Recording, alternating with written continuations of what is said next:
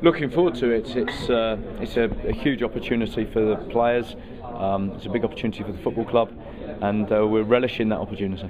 Has the ghost of the Newcastle game back in 1998, does that still haunt Stevenage? Well, it's certainly still hanging around. Mark Hollis is a senior member of the Supporters Association, and he sent me a text immediately after the draw was made saying, you righted the wrong of 96 when of course we won the league and weren't promoted. You righted that last year. The second wrong this club has had is in 98 when Shearer scored but shouldn't have scored, and we went out against Newcastle when we shouldn't have done. So all you've got to do now is put that wrong right, and you'll be a legend. So I've got legendary status on the offing.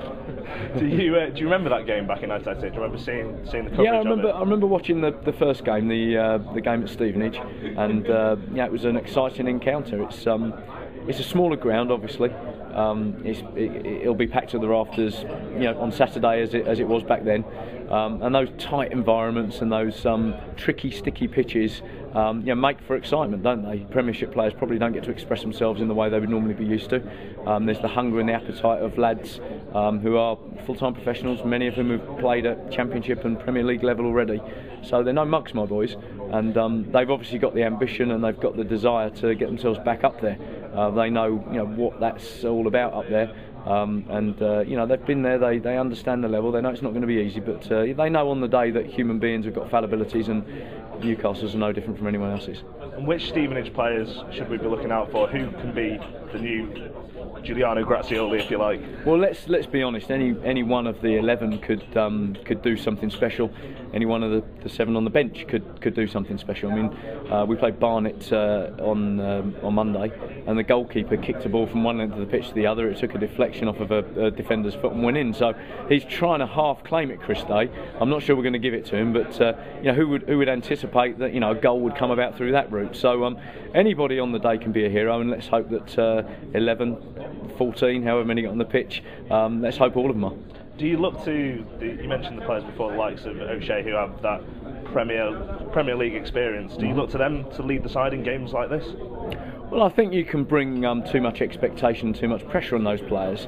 There's no reason why a young lad like Scott Laird at fullback, or a young lad like Michael Bostwick in the centre of the park can't stand up, be counted and shine.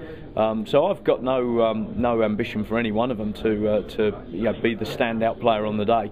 I'm quite happy for all of them. They're a team. They're all playing in the same team and at the same level because that's where they're at this stage of their career, and they've all got ambition in them. Otherwise, we wouldn't have them. I like young, ambitious players who've got futures in front of them, and we've got plenty of them. You must have been breathing a little bit of a sigh of relief when you saw that Andy Carroll won't be playing this weekend.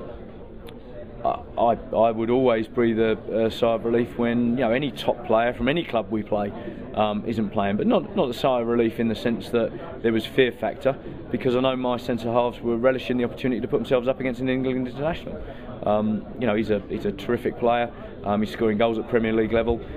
If you were a League Two centre half and you had the chance to play against him, there'd be something wrong if you went into the game thinking, well, I'm going to give him goals.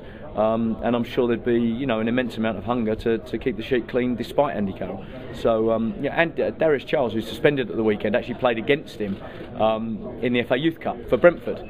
And Martin Allen was speaking to me, and he said to me, "Do you know?" He said, "Darius kept him quiet that night." He said, "You got one." And sure enough, Darius went and got suspended, but Andy Carroll's out, so it didn't make any difference anyway.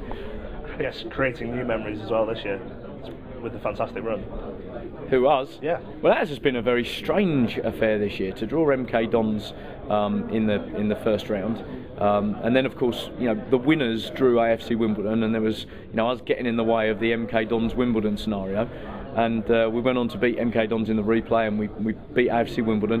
And then, of course, I was busy watching the Ebbsfleet AFC Wimbledon game when that replay was being played alongside John Fashion. I'm sitting here today alongside Dave Besant, and there's the Wimbledon. Was it '88 when they played Liverpool, and the crazy game pulled off that shock? And you think to yourself, hang on a minute, this Wimbledon factor's all around us. What is it? What's happening to me? Am I being turned into something here? And is there a factor at play? So I don't know about ghosts. The Wimbledon ghost is certainly around me at the moment. And what I was thinking was, preparing to play a Premier League team, is that can that be quite difficult because you don't really know what sort of team they're going to put out, whether they'll put out their regular players, or is it just very easy to get your players motivated for such a big match? Well, I never know what side any manager is going to put out. We could go and play Crewe Alexander on Saturday and I wouldn't know who Dario Gradi was going to play. Of course I can estimate it, I can forecast it. I can do the same with Alan Pardew at the weekend. Alan Pardew isn't going to want to come to our place and be beaten. I'm sure that he's going to be mindful of the fact that they've got an injury list, and I'm sure he's not going to want to add to that. So he may well rest some key players. He may well feel that his squad is strong enough to cope without key players and still win the game. But he's got dilemmas in his mind. I saw him managing Southampton last year against Luton, and he was stood in the dugout, and as calm and as cool as he looks, and he's a cool customer. I'm sure that there was some feet paddling under the water when he was standing there and they were edging it 1-0 and Luton were giving a good account of themselves. So he's got a dilemma in his own mind and he's got to work out his selection. But from my point of view, whatever he puts out, he's going to have Premier League quality players on the field of play. And but we're in control of the environment, aren't we? They're coming to our place, they're playing on our pitch, we're preparing that pitch, and it's going to be a different environment. If he puts his best boys out there, they're not going to be used to the environment. Will they get themselves up for it? Their professionalism says that they will. But you take people out of their comfort zone and it can feel very strange. I can remember playing games myself. You go and play a reserve game in an empty ground and you think, a minute, what's it all about? Your professionalism kicks in, but your emotions have got to be right and you've got to have the right feel, and if it's not quite right, things can go wrong. Human beings are fallible, we all know that. Is the belief there though, is there a genuine belief that you know what's there? And it's the most important thing of all. The hunger and the desire's there, and I think if the hunger and the desire's there, then a lot follows.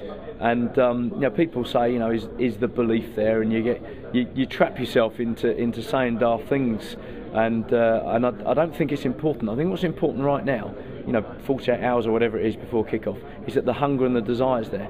And with hunger and desire, men can go and achieve amazing things.